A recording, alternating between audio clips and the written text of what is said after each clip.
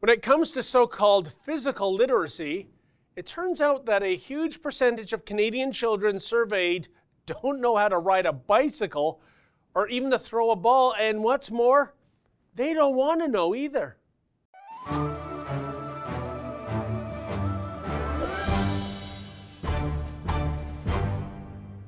Remember this slice of Canadiana from the early 70s, which urged Canucks to get off their collective fat arses and actually break a sweat? These men are about evenly matched. That's because the average 30-year-old Canadian is in about the same physical shape as the average 60-year-old Swede. Run, walk, cycle. Let's get Canada moving again. This message is brought to you by the CFL, CTV, and its sponsors for participation.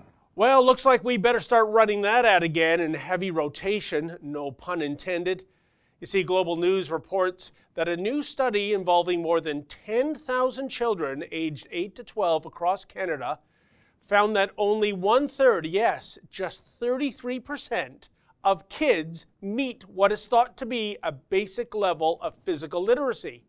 Translation, most Canadian kids in that age bracket lack the necessary skills to accomplish that which is known as throwing a ball or riding a bicycle.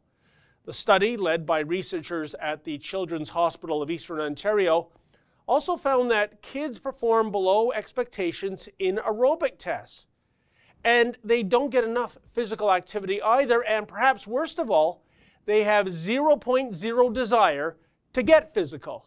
Another activity that seems to be on the endangered species list is so-called unstructured play. This is a fancy term for what many of us did as kids, which is to leave the house, knock on doors, and say to friends, hey, you want to come out and play? More often than not, the result was a makeshift baseball or soccer game. Now, the Global News report didn't get into the reasons why physicality in kids has plummeted, but I think we all know the reasons. First, there's just too much tech. Why take part in a game of road hockey when NHL 2019 is so awesome on the Xbox? Secondly, why bother learning how to ride a bike when helicopter parents are so insistent to taxi kids from curb to curb? It is these same parents who seem to be obsessive when it comes to fearing for the worst. What if little Joey or Janie falls and scrapes their knee while playing tag? What if a predator is hiding behind the hedge waiting to pounce? Even that bastion of impromptu exercise, the schoolyard at recess time, well, that's been affected as well. Fearing lawsuits, numerous schools have banned activities ranging from touch football to merely running.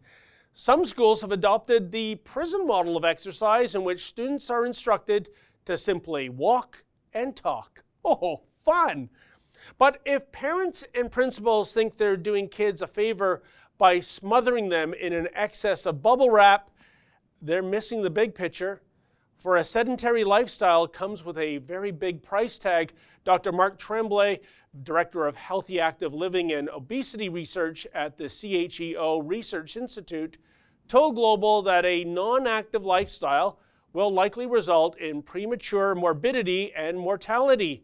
He notes that a Statistics Canada study concluded that from 2007 to 2009, children were taller, heavier, fatter, and weaker than the children of 1981. Indeed, it's as though that dystopian future depicted in the Disney film WALL-E is actually coming to fruition. I have it all morning, so let's hover over to the driving range and hit a few virtual balls into space. Nah, we did that yesterday. I don't want to do that. Well, then what do you want to do? I don't know. Something. Wow. Is this what lays ahead for us as a species? Blobs of humanity hovering around indoors as we decide which virtual sport to partake in? Bottom line, time to throw a little caution to the wind here. Time for helicopter parents to allow kids to be kids again. Time to disconnect the PlayStation and get Junior to embrace Play Classic.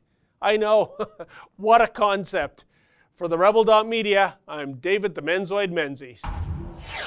Hey folks, the Rebel has a new app. Please download that app and take the Rebel with you wherever you go.